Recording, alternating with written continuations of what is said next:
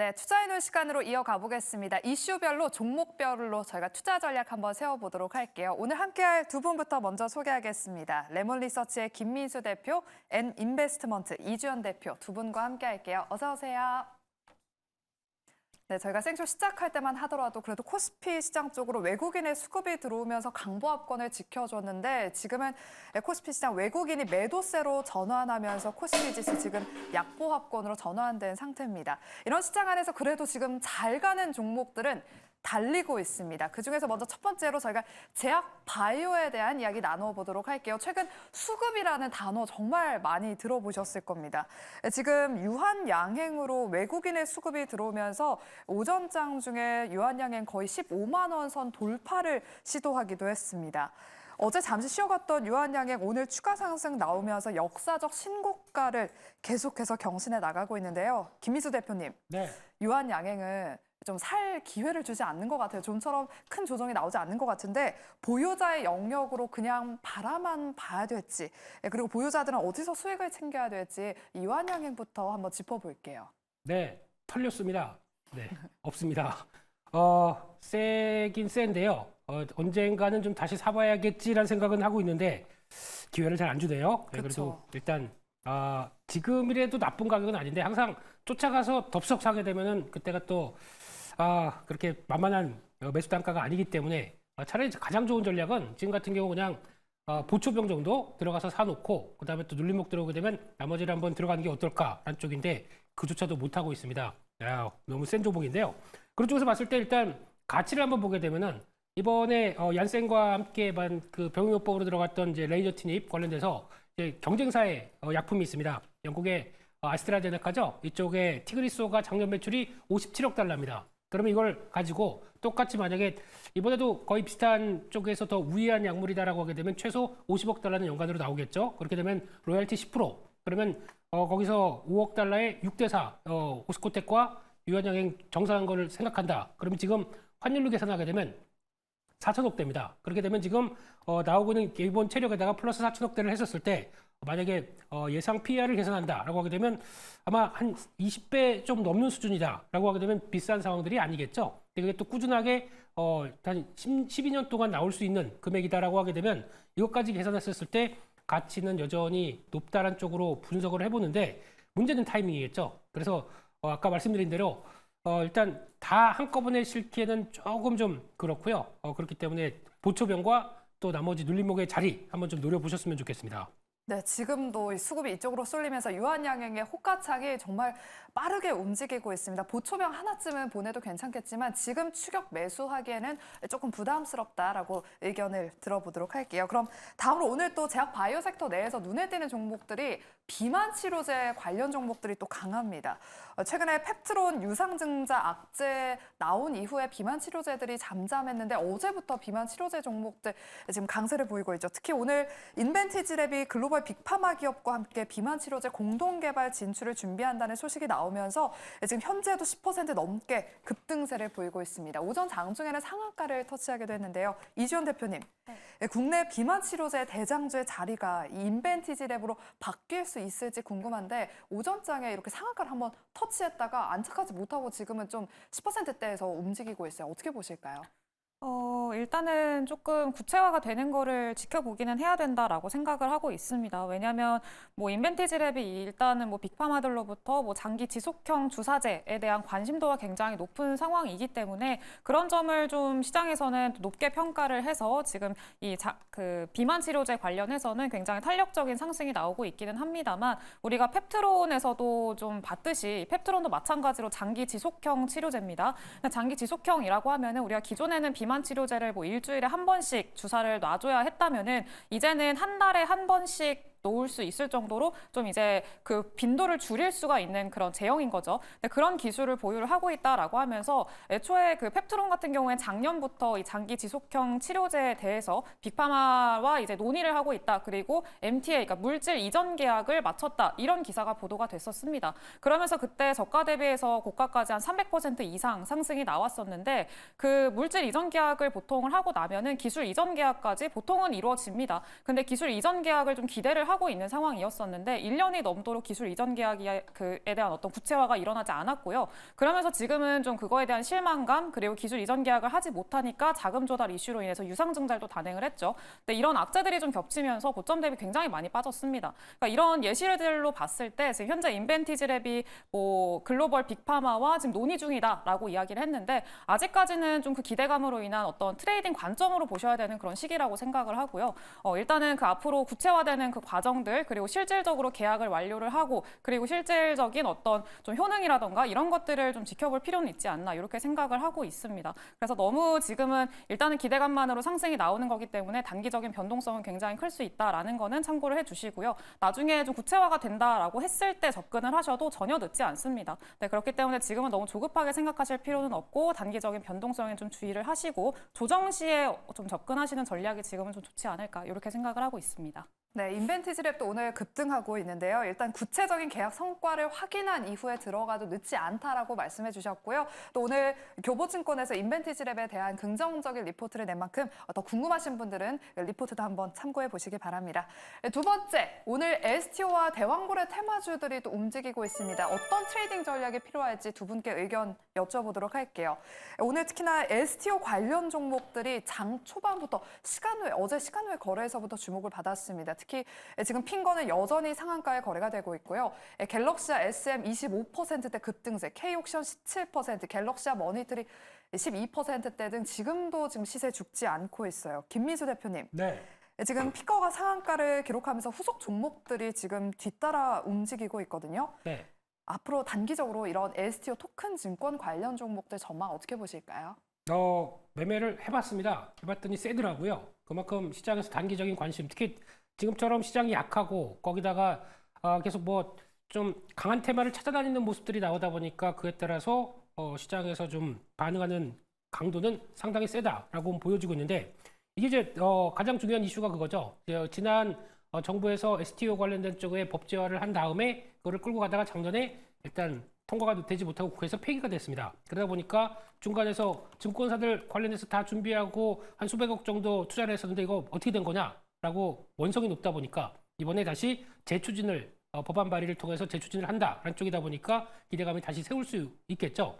게다가 또 중요한 거는 이쪽 섹터가 지금 시장에서 금리 인하가 들어갔었을 때 나올 수 있는 소프트웨어 업종이다라는 쪽에 대한 배경들이 있다 보니까 지난번에 나왔던 또 여러 가지 딥페이크 관련된 쪽의 종목들도 거의 비슷한 현상이고 그런 쪽에서 지금 소프트웨어 업종들은 계속 많이 빠졌기 때문에 뭔가 살아서 움직이려고 하는 변화들이 크다라는 쪽으로 봐야 될 것 같고요.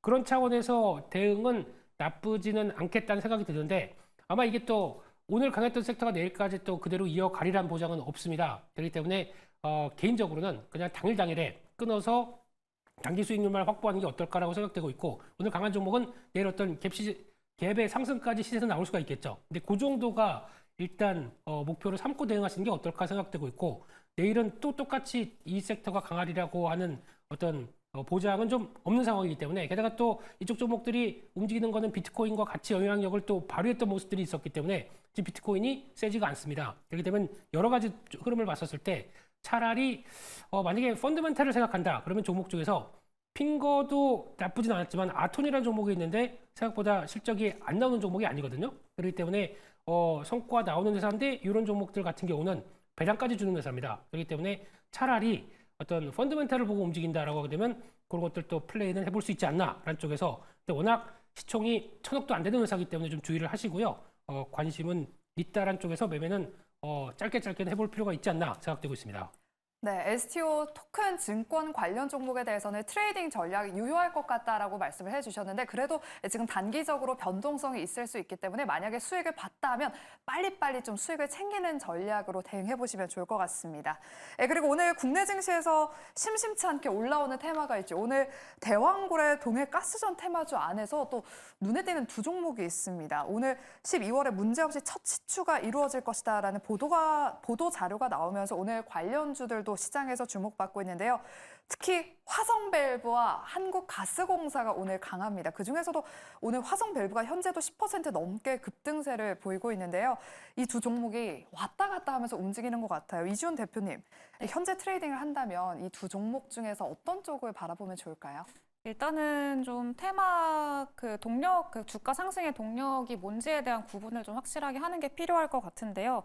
말씀하신 이 화성 밸브 같은 경우에는 사실 지금 대왕고래 테마에서는 대장입니다. 대장이고 지금 현재 주가가 그거를 반영해주고 있다고 생각을 하시면 좋을 것 같고요. 여전히 신고가 부근에서 좀 탄력적인 시세 자체를 유지를 하고 있습니다. 그리고 뭐 동해 가스전 관련한 어떤 이슈가 나오게 되면은 가장 먼저 반응을 하고 또 가장 많이 반응을 하는 종목 중에 하나고요. 그래서 이제 어떤 좀 동해 가스전에 대한 실질적인 수혜나 아니면 어떤 펀더멘털적인 가치보다는 그냥 이제 모멘텀적인 측면에서 테마성으로 상승이 나오는 종목이라고 생각을 해주시면 좋을 것 같습니다. 그래서 이제 화성 밸브 같은 경우에는 그런 관점에서 좀 단기 트레이딩에 접근하시는 분들 같은 경우에는 화성 밸브를 뭐 보시는 게 맞을 것 같고요. 근데 나는 조금 안정적으로 이제 조금 좀 탄력도는 떨어지더라도 안정적으로 어떤 펀더멘털적인 측면의 개선까지 나는 좀 가져가고 싶다라고 하신다면은 한국가스공사를 보시는 게 더 맞지 않을까라고 생각을 합니다.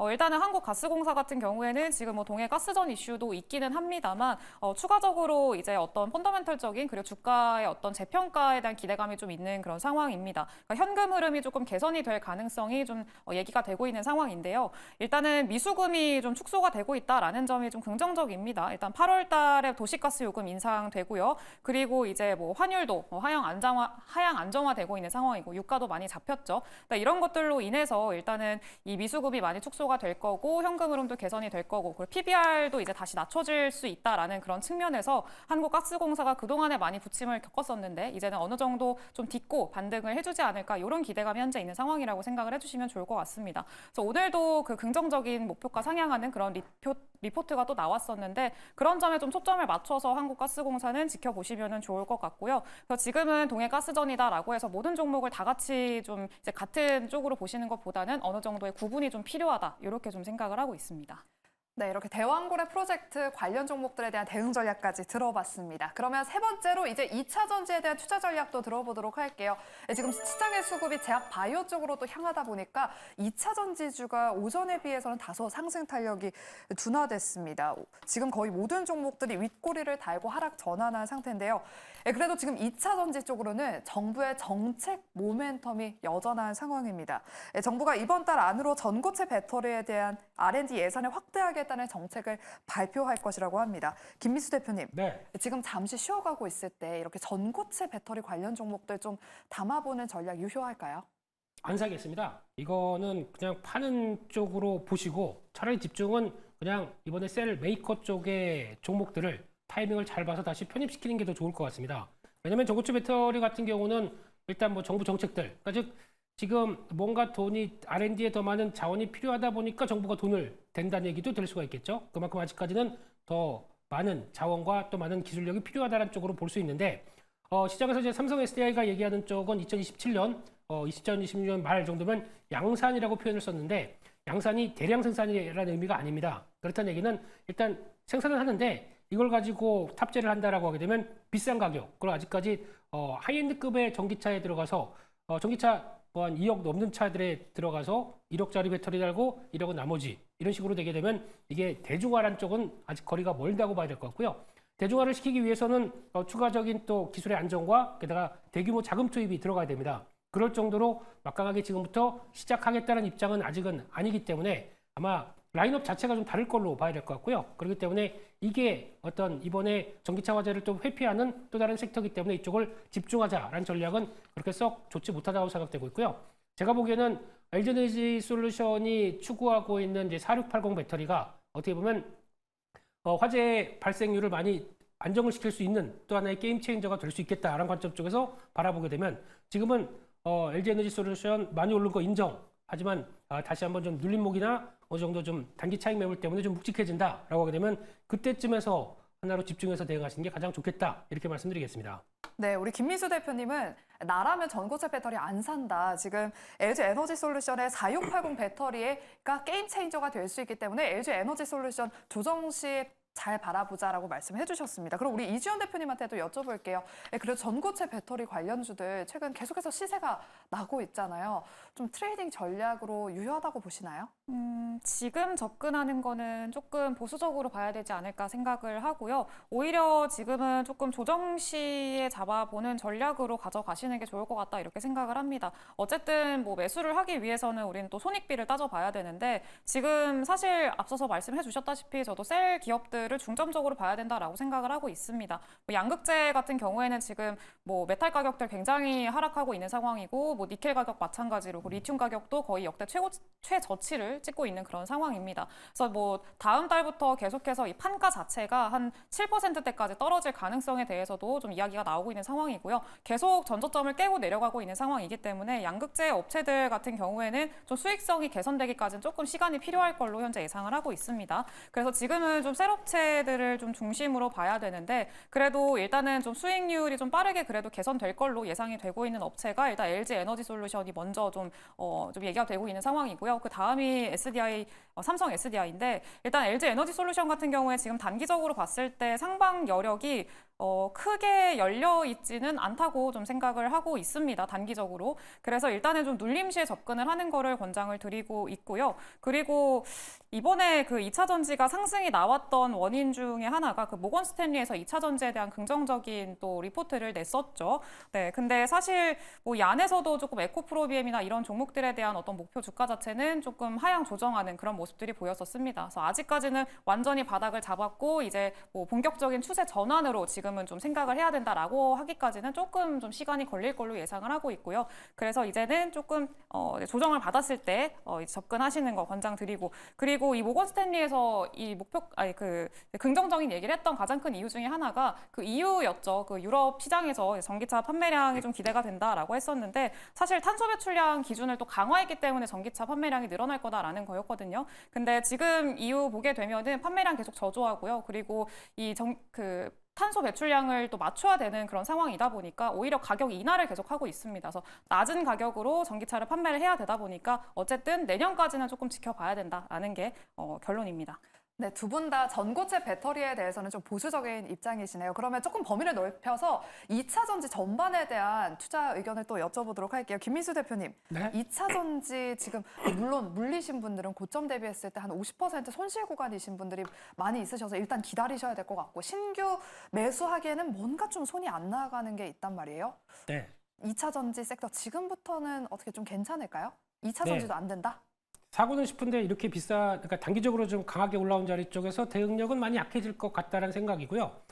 개인적으로는 LG에너지 솔루션 월봉상으로 보게 되면 42만 원대가 넘기는 좀 어렵다라고 판단되고 있고 그랬었을 때 그러면 이제 저점 대비해서 올라왔던 뭐 비율까지 피보나치 수율까지 본다고 하더라도 어느 정도 개선된 부분들이 그 정도가 아닐까 생각돼서 여기서 빠르게 각도는 상당히 멋있죠. 하지만 잘못 사게 되면 또 쫓아갔다가 나오는 이제 단기 고점에 대한 부담도 있겠다라는 관점 쪽에서 다 좋은데 단기적으로 빠르게 부각된 만큼 여기서 추격하는 거는 그렇게 썩 좋지 않겠다 싶어서 조금 기다려 보겠습니다. 한 가격대 한 39만 원대 정도쯤이면 가장 좋지 않을까라는 쪽에서도 일단 가격 탄력들과 시장 분위기를 한번 보시면서 일단 좀 여유 있게 보시는 게 지금까지 안 샀는데 뭐 여기서 쫓아가겠습니까? 그렇기 때문에 좀 여유 있게 보시는 게 더 좋을 것 같습니다.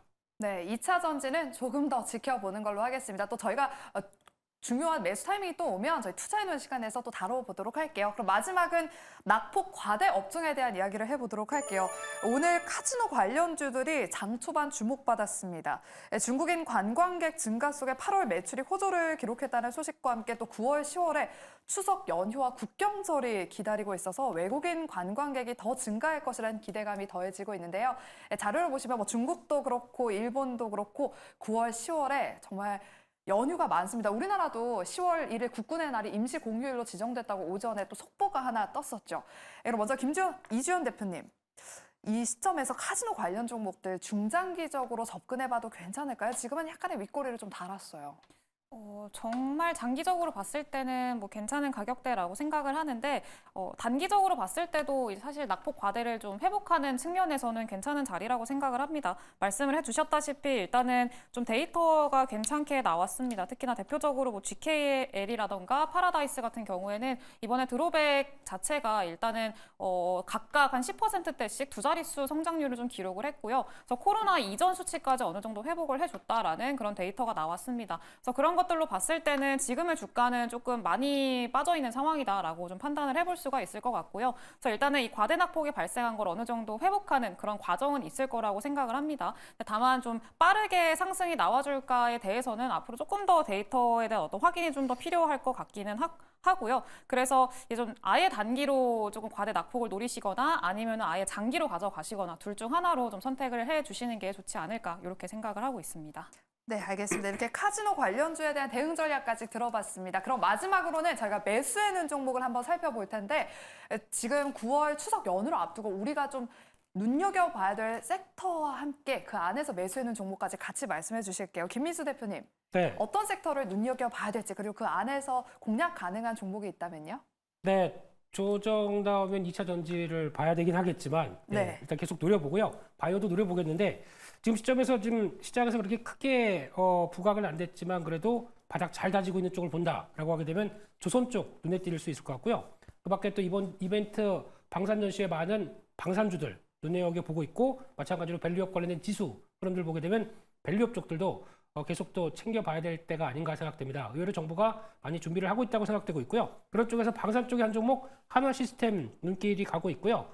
전술체계 관련된 쪽에서 강점 있는 대표적인 회사고 저점에서 잘 지지하고 이제 고개를 살짝 들고 있습니다. 이런 쪽이면 아마 충분히 지적 고점까지 해서 그리고 또 22,000대 흐름들까지는 충분히 전고점 때까지 나올 수 있겠다라는 쪽에서 관심 있게 보고 대응하는 전략 나쁘지 않을 것 같습니다.